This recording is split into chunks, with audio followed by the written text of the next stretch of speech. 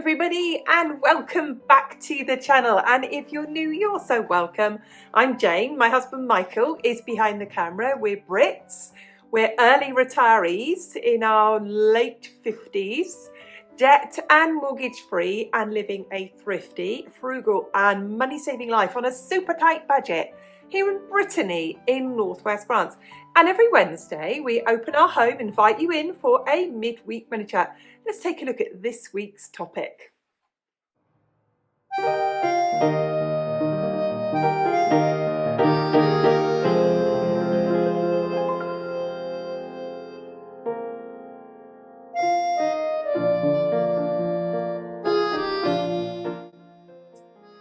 So this week's chat is a sharing chat this week. It's all about how we live frugally in 2023. And living frugally for us, or what it means to us, is living intentionally with our finances, with our budget, with our money. For us, it's very much about living below our means. It means living without any debt. It means paying for everything that we want with cash. We don't use credit cards. They're not even a thing here in France, to be honest with you. Debt's not a thing here in France. So it's about the way we live, and it's sharing that with you. And it's also sharing with you this week that frugal living for us is not about being miserable. It's not about wearing a hair shirt or depriving ourselves or going without in any way, but living the life, the happy life that we've got in the way that we choose. Like I said to you, we're a sharing channel. We're not an advice channel. We're not here to say to you, well, here's advice of how you can live. We're going to be sharing with you what we do. So this is about 2023, the way that we're going to be living this year, the things that we're going to be doing. We're also going to be sharing with you things that we won't be doing as well. Let's get started.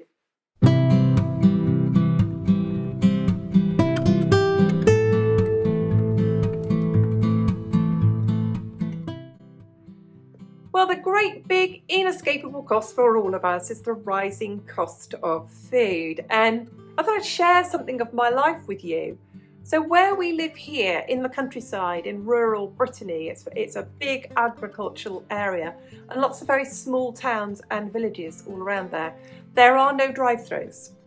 There are no food deliveries. You cannot phone up and get a pizza. Nobody does that. No, you cannot get a pizza delivered to your house. You cannot pick and choose. You cannot go to an Indian restaurant or a Chinese restaurant. You can go to cities for that, but there's nothing like that around here. If you want a coffee, you need to go in a coffee shop, sit down and drink it out of a cup. There's no sippy cup business here. There's none of that here. So we don't eat out. We never eat out. Last year we ate out 4 times. Twice we were taken out. Once we took out a family member, and one time we went out on our wedding anniversary, and then we went for lunch at IKEA. So food for us is a very, very big, it's our biggest bill, our biggest monthly bill.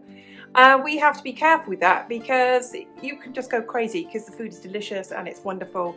So we always make sure, for example, that we're still doing what we've always done, that we stock check our food, that we create a meal plan from what's here, that we create a shopping list for what we need for the meal plan, that we go to the supermarket and only ever buy that's on the shopping list.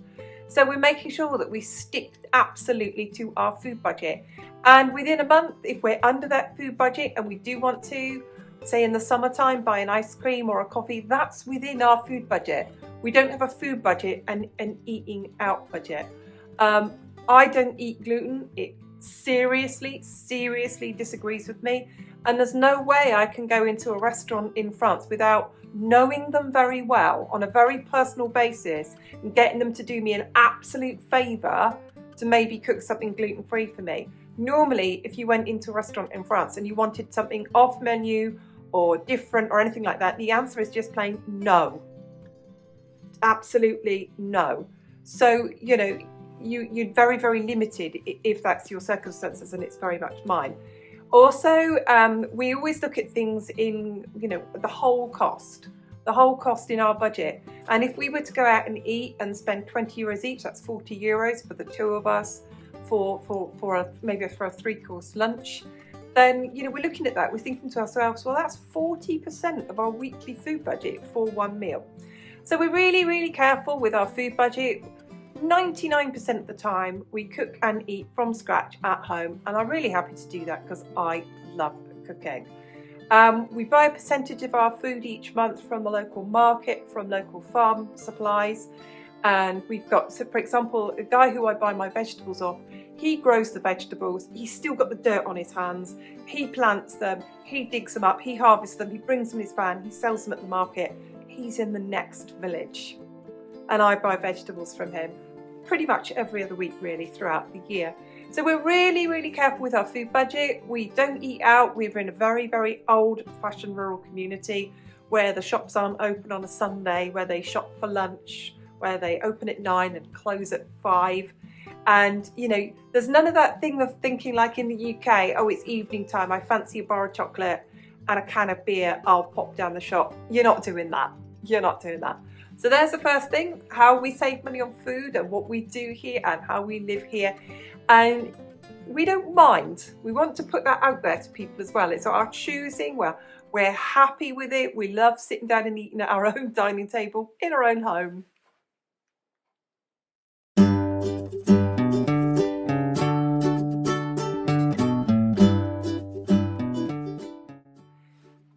Part of our frugal living in 2023 that I thought I'd share with you is health, beauty and fashion. Now in the wider world, this is where some people, through their own choosing, spend quite a bit of money. They very regularly buy clothes, they very regularly buy makeup and beauty products, maybe having their nails done, maybe having their hair done, maybe having their hair coloured, for example, and so on and so forth. So I thought I'd share with you our take on this and how we live quite frugally this way. Out of those three, the important thing to us is health and looking after ourselves. So we take care of our diet. When we have a plate full of food, we make sure that more than half of it, if not 3/4 of it, are vegetables. Fresh vegetables prepared at home. We drink a lot of water, we drink a lot of tea. We have coffee with caffeine in it in the morning, but that's about it for the rest of the day. There's no snacks in our house. There's no cookies. Well, there's Mike's biscuits, so he has 1 packet a week. I don't have any at all. But there's no chocolate chip cookies in the house. There's no brownies. There's no bags of chips. There's no bags of nuts. If we ever have any snacks or things like that, it will be because it's Christmas. But all the rest of the year, there's nothing like that. There's no bars of chocolates, there's no packets of candies or sweeties, or there's just nothing like that here, because we are taking care of ourselves. So let's look at the next bit of about beauty there, and I thought I mentioned about health as well. We do have private healthcare insurance. Everybody does here in France, and it's a top-up insurance, and it pays for things like medication, it pays for things like the room in the hospital or the private room if we needed to go to hospital. But in the main, most things are covered by our carte vitale system here and our taxation system and our social security system that we all pay into here. So yes, but out of those three, health is very important to us. So the things that we like to do, we like to keep active, we like to go for good long walks, and those types of things, out of those three, they're really important to us. Beauty, there are things that I don't compromise on. I'm a menopausal woman. I do get my brows and my face waxed now. Don't want to look like a catfish, do I?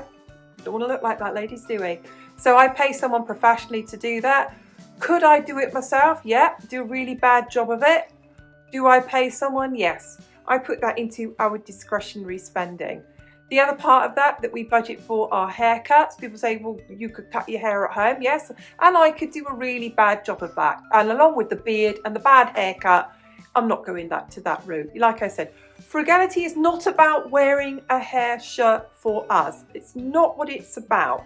So if we value things and we want to pay for it, like getting a decent haircut or paying someone to wax my eyebrows and my face, I'm perfectly happy to do that. It's not as expensive as you think, and it puts money back into the local community. Clothing, really do save a lot of money on clothing. now we are retired, there's no dress code. And I mean, even if we did go into a local bar to eat, or a local brasserie, or a local hotel or restaurant, you will see the servers just wearing a shirt and jeans. They're clean and tidy. You will see the manager wearing the same. You'll see the customers wearing the same. You wouldn't go in at all wearing sportswear, not on in France. You would wear something clean and tidy. But it's just not a big deal. You can go to a wedding or a funeral here in a pair of jeans, a nice jacket, put your hair up. It's basically about being tidy and stylish and not dressed up. It's not a place where you need to buy a new frock to go anywhere. You wouldn't need a new frock to go to a restaurant, for example. That just wouldn't be needed.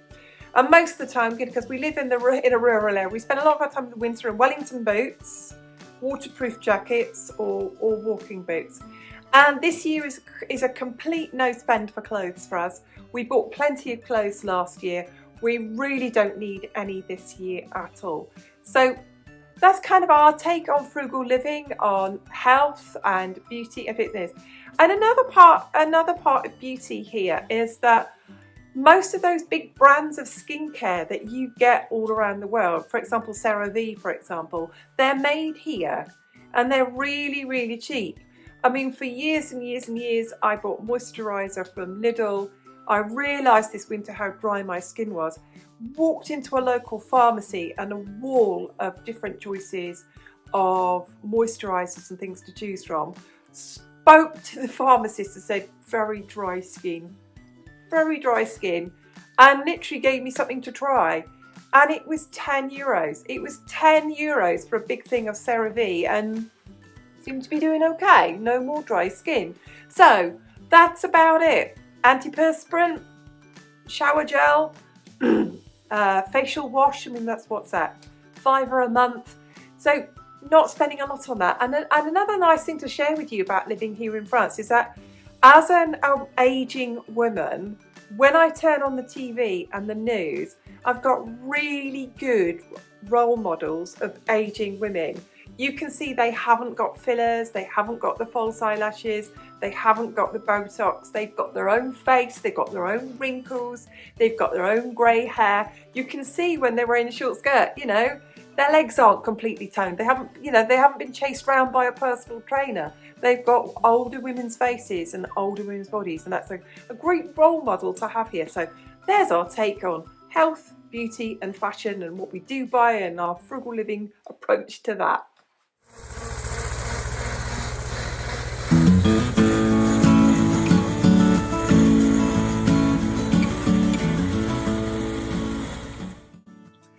The next part we want to share with you is about our home and garden.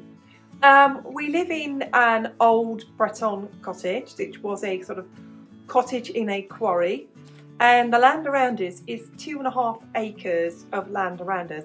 And once upon a time it was a quarry, and it was a quarry right up until 1970. So up through the 60s, up till then, it was a working granite quarry. So I know people are going to go out there, you've not seen this before, you're going to ask me about growing vegetables. If you imagine, look at a picture of a quarry, and any soil that's there has been laid down over those years, and it's not got topsoil. There's no loam. If you dig, you take off literally 1 inch of topsoil, and you meet gravel and sand. So it's not a garden that's going to turn into a beautiful garden with vegetable plots overnight. It's not. And it's been a labour of love because it was derelict. And it has now got to the stage where it is increasingly tidy and manageable. So our thrifty and frugal approach to the garden this year is to just manage it. And we found ways and means of buying plants for this garden that hasn't got any plants in it very, very cheaply. So for example, the local Lidl supermarket sells shrubs about yay big for about €7. When they're in store, whether it's hydrangeas or it's rhododendrons, we buy them. We have to dig a hole, treat it like a flower pot, fill it with compost, and then plant it in that and let nature do the rest and let them grow. We also like to go to vitrinières and buy some plants that people are selling themselves, and charity events where people are selling plants themselves, and we pay around €5 each, and we have a budget for that this year because we are still growing a garden, we're still planting trees, we're still doing that, but we've got no great big plans for the garden at all, other than to maintain it and stick a couple of €100 of plants in it, because we're still trying to build that. But when it comes to the house, we've got a zero budget for the house this year. Zero. We're not going to spend any money on decorative items. We've got no DIY plans for the house at all this year. If anything breaks in the house or needs replacing, we do have savings for that. But so we've got a budget of let's call that €200 for the house and the garden. For the whole lot this year, we've got no great plans for the garden other than sticking a few plants, and we've got absolutely zero plans for the house at all. We're just going to maintain it all and look after it. The cost of living is such that we just don't feel it's right for us at the moment to have to spend our savings at this very moment in time. So how do we save money around this place? We have 2.5 acres of land, and we do absolutely all the work ourselves. So we do all the grass cutting, maintain all the banks and boundaries, and we are from the road to the river, and it's a big long strip of land, and it's a lot of work. But Mike cannot trim the boundary of this in one day. That's a 2-day job. It takes him all day to cut the grass, as an example. It can take me a whole day to do the weeding of any borders. So it's a big project, but it's our hobby and it keeps us busy. We really, really enjoy it. So we don't employ any help. We've got a lot of trees on the land which are big and dead and need cutting down. And every now and then we save up a pot of money and we have some down. We are going to need to have some of them taken down this year because they are dangerous and we need to divide that cost up. So there will be some of those in a year. And they're down and we get them cut up, and then we kind of get the money back from doing that because those become our firewood. I repeat, they are dead trees. We're not cutting down any live trees. So that's about how we're sort of frugal and money saving with our house and garden.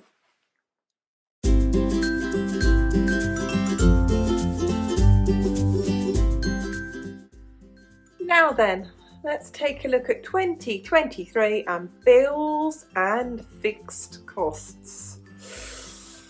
For all of us, everywhere, energy is an issue, isn't it? And it is particularly here as well. We are constantly under the threat of needing to reduce our energy consumption because we might not have enough energy and we might face rolling blackouts. So we're all being really cautious. But on top of that, the cost of energy here has always been really, really high. About half of our bill all the time is tax because the energy production is state-owned and the energy selling is state-owned, and the money goes back into infrastructure improvement and investment, which is right and proper, and I'm not arguing with that. Nonetheless, we, like everybody else, are having to be really careful about energy usage, and there are things that we don't do. We don't use our dishwasher every day. We make sure it's completely full. We pretty much only use it every other day. And we have a tariff called Tariff Blue, and that means between 11:30 at night and 7:30 in the morning, our energy is considerably cheaper. So we run our dishwasher on a timer, our washing machine on a timer, and our hot water system, which is a big electric hot water tank, on a timer overnight in those times to make sure that we keep our costs reasonable. And when it comes to using things like we call it the big oven, and we have the mini oven. I think you would call it a toaster oven, because it's just the two of us. I pretty much do all of our cooking day to day in the mini oven.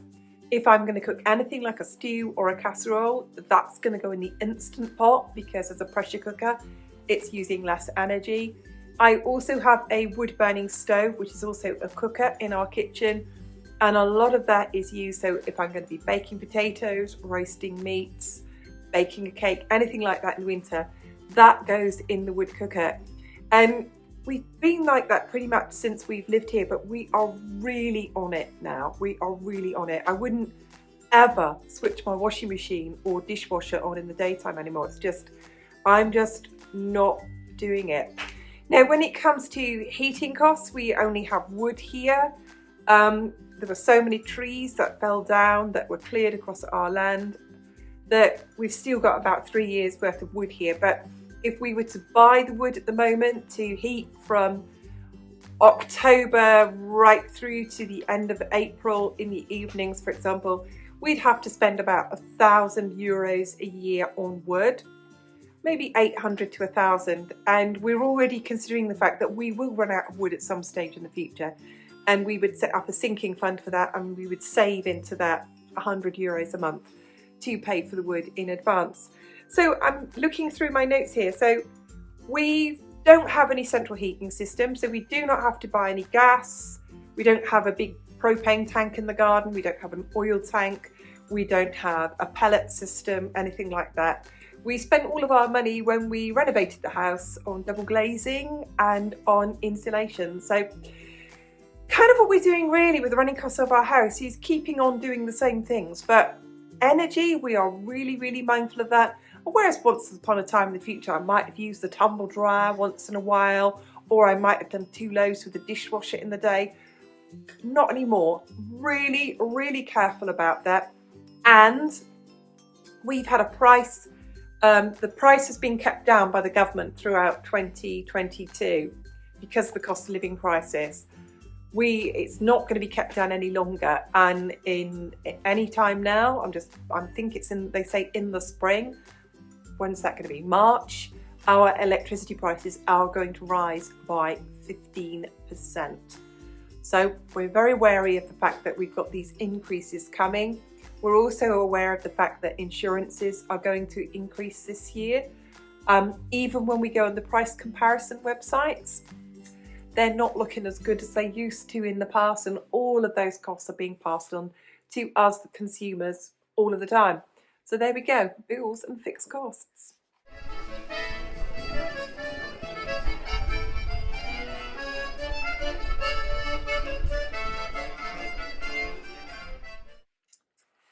Next, let's have a chat about entertainment, hobbies and trips. Well, we don't live anywhere near a theatre. We've got a community cinema in our village, and every now and then we will go and see an OST, is it an original language film? So if it's an American made film or a British made film, sometimes it will be in English with subtitles, and sometimes it'll be a popular French film, and it's €5 each to go. And we didn't go very often. I think we got out of the habit with COVID and the restrictions, so we've not got back into it. But it's still, it's a community, not-for-profit wee little cinema, and it's so cute. So it doesn't cost very much, and we might get around to doing that again. But when it comes to hobbies and entertainment, this is another aspect where we're really drawing back any spending on this. So we have our budget, and everything's saved, everything's put into sinking funds, everything's put into budget categories, and we usually leave ourselves a small amount left at the end of the month. Let's say a discretionary amount of about €150. We just call it discretionary spending. Spend it on whatever we like. And maybe in the past we've done things like we've gone on a trip to Emmaus or Vitrinière, which is like a car boot sale, or you call it a yard sale, or charity shops or recycling centres and places. And we would go for a mooch because they're really, really interesting, full of really good old antiques sometimes, and really interesting things and decorative items for the house. But this year we've decided to really rein back on that because, one, you can clutter up your house very easily with cutesy pretty things, and we've made the decision that this is another budget area. So we've decided that clothing is a budget area that is going to be cut this year. And this part of decorative things that we do not need, pretty things, all of that, anything like pictures for the house, anything like that is just completely cut from our budget this year. I'm a quilter, and I made this decision a couple of years ago that any fabric that I would buy would come from the recycling centre, from the charity shop like Emmaus, or the recycling centres like Chiffoniers de la Joie, I think it's called that. And I buy sort of vintage bedding, vintage sheets, really lovely, wacky, colourful stuff and colourful pillowcases and things like that. And I cut them up for my quilting, and I allow myself probably around 30 to 40 euros a year for that. And I could barely carry the fabric for that amount of money. I mean, bagfuls for that money. And that's going to stay the same. I will not buy any new fabric. I've got plenty of fabric. I need to use up what I've got. So when it comes to hobbies, most of our hobbies are really low cost. We are great walkers. We do love to go out and walk around here. We have moorland around here. We have national park around here. We have lakes, several lakes that we can walk around. We have all the coastal paths and coasts to visit, and no one charges you anything to park. It doesn't cost us much in fuel, and we're going to maintain that. We're really going to maintain that kind of frugal living, things that we really love, of hobbies that don't cost us much at all. And when it comes to trips and day trips, we really do like to go and visit places, but we keep the cost down as low as we can. We'll take a flask of tea, we'll take a flask of coffee or cold water, we'll take a picnic, we'll take sandwiches, we'll take some fruits, maybe a pot of yogurt each. But we really do maintain that aspect of our lives, of those things on a weekly basis, on a very, very low cost. But when it comes to trips, our family are in the UK, and we save hard for that trip. We save hard for that trip so we can go. The ferry's expensive, the Airbnb is expensive, but we save all year for that. And that isn't something we're prepared to cut back on, not at all. And so we will be saving up for that. But we are quite happy to compromise our other hobbies. Like we've said, we won't be spending much on the garden, we won't be spending much on the house, we won't be buying anything pretty or decorative for the house or anything that's not needed, because we're quite prepared to shift money from one budget so we can save in other areas, because it's getting more and more expensive.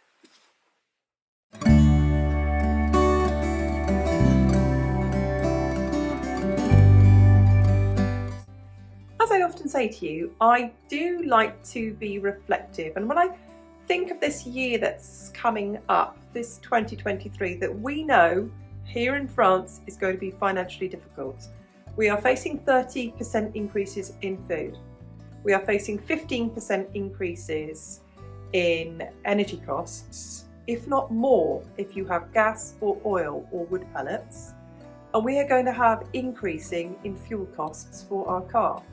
So we are very mindful of the fact that this is not going to be an easy year, and we've shared with you where we're going to cut back and not spend and kind of step back really this year, and really reflect on the fact that if we get through this year, that we eat well, that we've taken care of our health, that we get out and about when we can to do all the things that we enjoy doing, which don't cost much money at all, the walks, the forests, the national parks, the moorland, all those things that we really love to go and do and go and see, those old French towns and villages that we absolutely just love to walk around and have car picnics or find some. And there's always picnic spots. They're really good at providing picnic spots for you to go and sit down and have your lunch or have your coffee. So we know it's going to be a tough year. We've made contingency plans of ways that we can enjoy ourselves and enjoy our retirement, even though we know that our fixed costs from food, energy and car fuel are going to continue to increase. So we're going to do our very, very best this year, continue to be frugal as we always are, but to continue and maintain a sense of it's not going to get me down. We are still going to live our very, very, very best life. Thank you so much to everybody who watches. Thank you to everyone who hits that like button. It really does help the algorithm. And we love to hear from you, and we read every one of your comments. What are your frugal plans for 2023? What are you saying I won't buy? What are you saying we're going to make sure that we do more of that? What's important to you to keep in your budget? Just leaves me to say, on behalf of Mike and myself, thanks so much for watching, and we'll see you soon. Bye for now.